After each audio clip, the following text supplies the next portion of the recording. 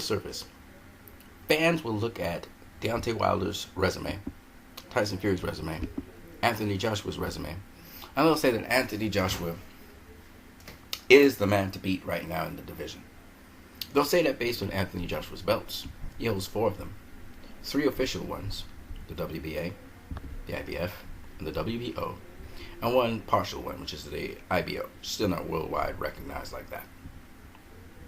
But, in fact, we all know that really how you rank a boxer is based on the level of competition they faced and whether they beat them or not. That is who they fought or who they beat, according to Roger Mayweather.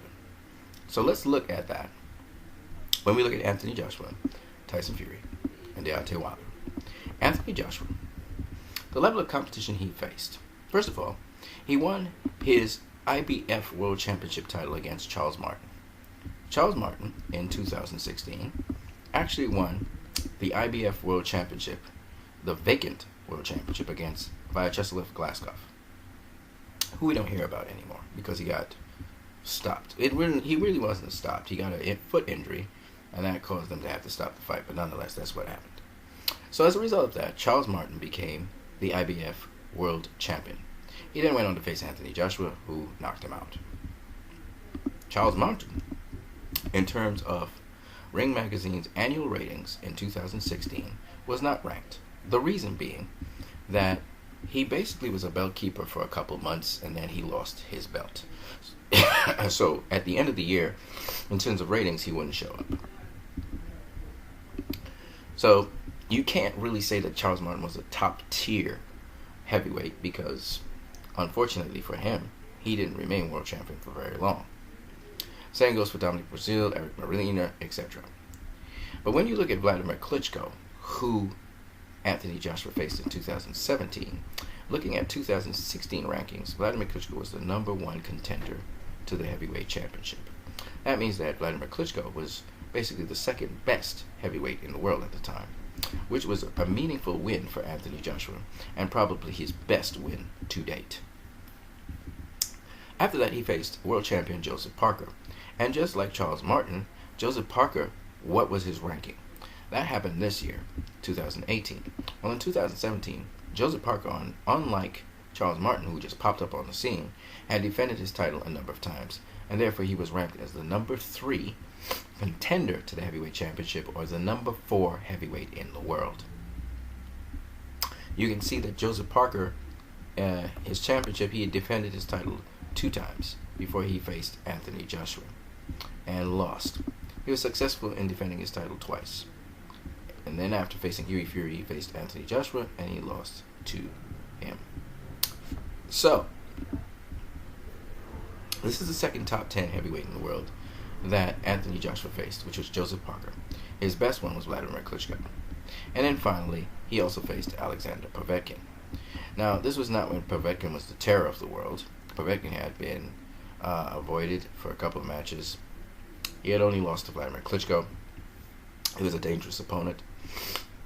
However, when Anthony Joshua faced Povetkin, Povetkin was the number 4 contender to the heavyweight championship, also known as the 5th best heavyweight in the world.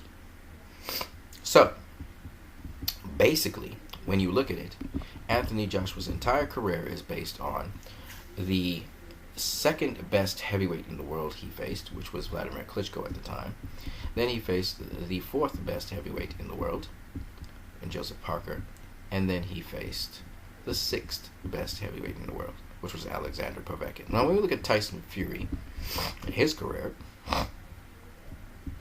begins at Vladimir Klitschko. He beat Vladimir Klitschko in 2015. Vladimir Klitschko was the lineal heavyweight champion. He was the best heavyweight in the world. And when you look at his career, he was a long-standing heavyweight champion. Now, that was very important to remember. This guy had 18 defenses without a loss in a row. Plus, before that, and before losing, he was the WBO heavyweight champion of the world. And he was WBO heavyweight champion for... he defended his title successfully for 5 fights. So in all, 18 and 5, that's 23 successful defenses of his title. Plus winning the title When you add those two in, you end up with 25 successful wins as a world champion. So, having said that, and knowing the kind and caliber of opponent that Vladimir Klitschko was, it was just amazing that Tyson Fury beat him. And he was probably the one who beat him the most easily. So he had the number one heavyweight in the world he faced. Now, the only other notable person, and in the comeback fight, was Deontay Wilder. Deontay Wilder, as you can see here, was the number 2 contender to the heavyweight championship. That is the 3rd best heavyweight in the world. So Tyson Fury had 2 fantastic top 10 heavyweights. He fought the best heavyweight in the world and then the 3rd best heavyweight in the world, according to the rankings of Ring Magazine. When we look at Deontay Wilder surprises us in terms of the level of competition he's actually faced. In 2005, he faced Bermane Stiverne, who became the WBC World Heavyweight Champion. And Bermane Stiverne had some successful defenses of his title. Now, he beat Chris Arreola, first of all. And when he beat Chris Arreola in 2004, he then rematched Chris Arreola, where he beat him even more comprehensively, defending his title, and then went on from there to face Deontay Wilder. Actually, he beat Chris Arreola the first time, and then he fought for a title. Now, the difference is that he was ranked pretty highly. I'm not quite sure why. Maybe from the high level of competition he was facing before that. But he faced Deontay Wilder right after beating Chris Arreola, not defending his title. Now, this is interesting that the Ring Magazine actually has Bermane Stiverne ranked so highly. Now, this was in the year 2014. And you can see Bermane Stiverne was the number 2 heavyweight in the world. Contender. That is the number 3 heavyweight in the world. But actually, when you think about it, he really didn't do anything to do that. You know what I mean? They kind of had him ranked highly. The heavyweight division was kind of weak at the time. So this is probably the reason. So I'm not going to count Bermane Stiverne as a top 10 heavyweight in the world, seeing that all he did was beat Chris Arreola to become that. He's not on the same level as Deontay Wilder when Tyson Fury faced him, who had successful 7 defenses.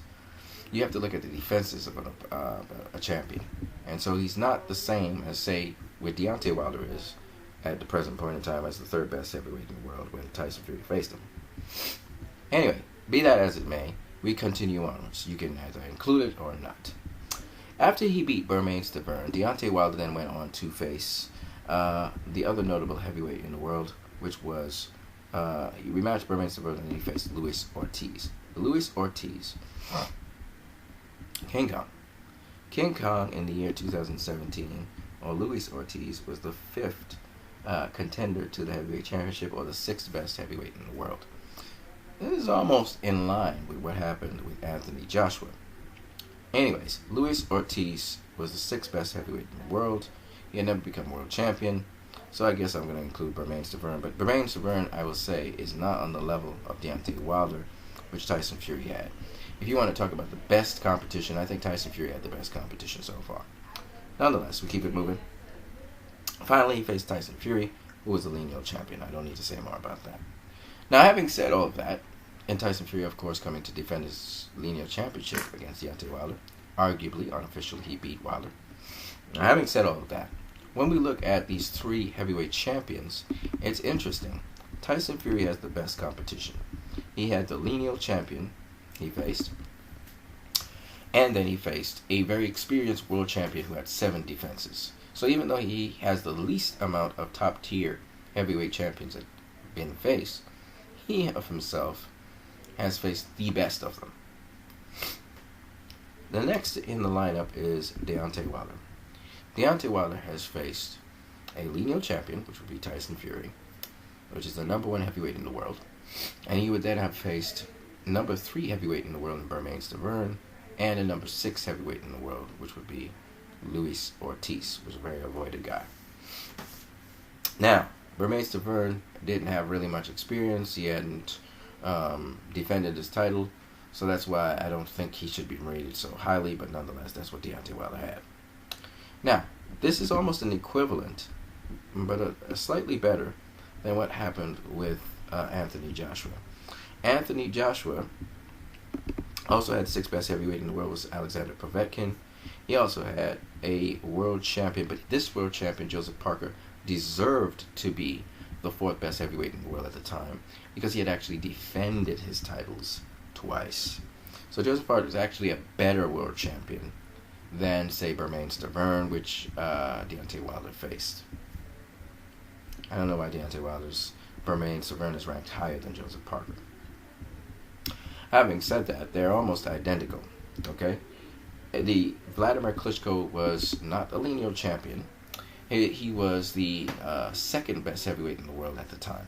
So what happens is, with Deontay Wilder, he had a lineal champion he faced, didn't beat the lineal champion, whereas Anthony Joshua beat Vladimir Klitschko, but he was not the lineal champion. He was the second best heavyweight in the world. And in the case of Joseph Parker, which I think should be ranked higher than Bermane Stiverne, because Joseph Parker actually defended his championships. Bermane Stiverne, they're more or less on the same level. This one's the fourth best heavyweight in the world. Bermane Stiverne at the time, which was a weak, the heavyweight division was kind of weak, was the third best. Okay, so this is where it still comes back. It comes back because of the Klitschko thing. All right, and then you have Povetkin, which is on par with what Deontay Wilder has in terms of Luis Ortiz. Povetkin and Ortiz kind of on the same level. So what you find is that Wilder and Joshua are more or less on the same level in terms of competition that they face. Whereas Tyson Fury is in a totally different level, having faced the lineal champion and then the